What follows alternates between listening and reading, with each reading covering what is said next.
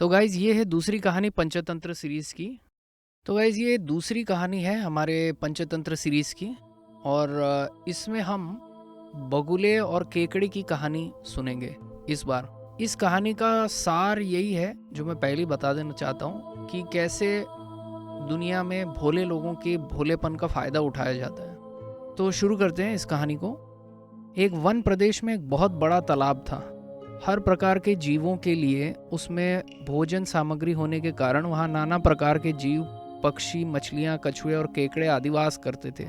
पास में ही बगुला रहता था जिसे परिश्रम करना बिल्कुल अच्छा नहीं लगता था। उसकी आंखें भी कुछ कमज़ोर थीं। मछलियाँ पकड़ने के लिए उसे मेहनत करनी पड़ती थी जो उसे काफ़ी खलती थी। इसीलिए आलस्य के मारे वह प्राय ही भूखा ही रहता। एक टांग पर खड़ा यही सोचता कि क्या उपाय किया जाए कि बिन हाथ पैर मारे रोज भोजन मिल जाए। एक दिन उसे एक उपाय सूझा और उसने आजमाने की ठानी। बगुला तालाब के किनारे खड़ा हो गया और लगा आंसू बहाने।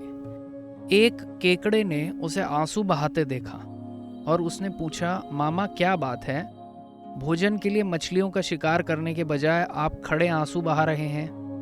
बगुले ने जोर की हिचकी ली और भर्राए गले से बोला, बेटे, बहुत कर लिया मछलियों का शिकार, अब मैं यह पाप कार्य और नहीं करूंगा। मेरी आत्मा जाग उठी, इसलिए मैं निकट आई मछलियों को भी नहीं पकड़ रहा। तुम तो देख ही रहे हो।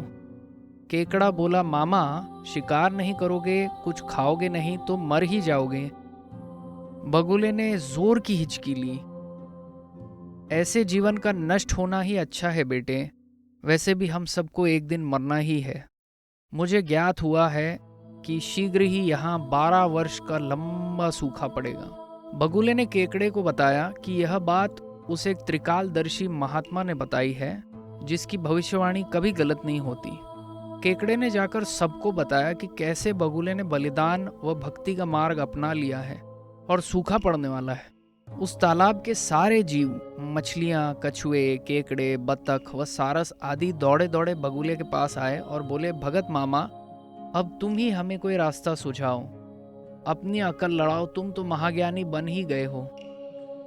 बगुले ने कुछ सोचकर बताया कि वहां से कुछ कोस दूर एक जलाशय है जिसमें पहाड़ी झरना बहकर गिरता है। वह कभी नहीं सूखता। यदि जलाशय के सभी जीव वहां चले जाएं तो बचाव हो सकता है। अब समस्या यह थी कि वहां तक जाया कैसे जाए। कुछ सोचकर बगुले ने यह समस्या भी सुलझा दी।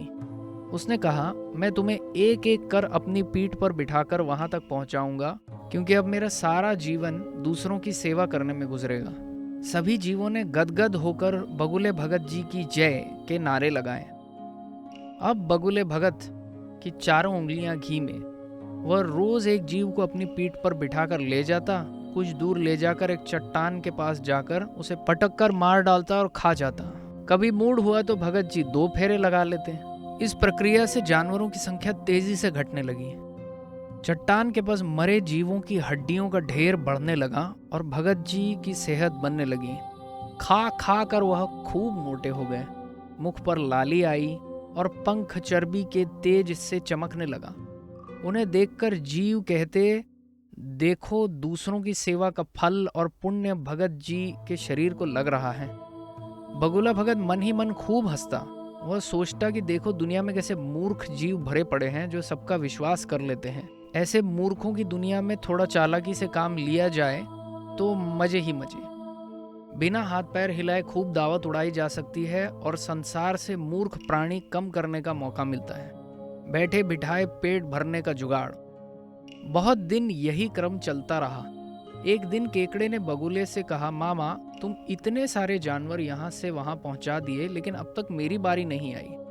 भगत जी बोले, बेटा, आज तेरा ही नंबर लगता है, आजा मेरी पीठ पर बैठ जा।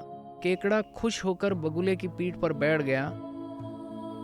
जब वह चट्टान के निकट पहुंचा तो वहां हड्डियों का पहाड़ देखकर केकड़े का माथा ठनका। वह हकलाया, यह हड्डियों का ढेर कैसा है? वह जलाशय कितनी दूर है मामा? बगुला भगत ठा ठा करके खूब हंसा और बोला, मूर्ख, यहाँ कोई जलाशय नहीं है। मैं एक एक कर सबको अपनी पीठ पर बिठाकर यहाँ लाता हूँ और खा जाता हूँ। आज तू मरेगा।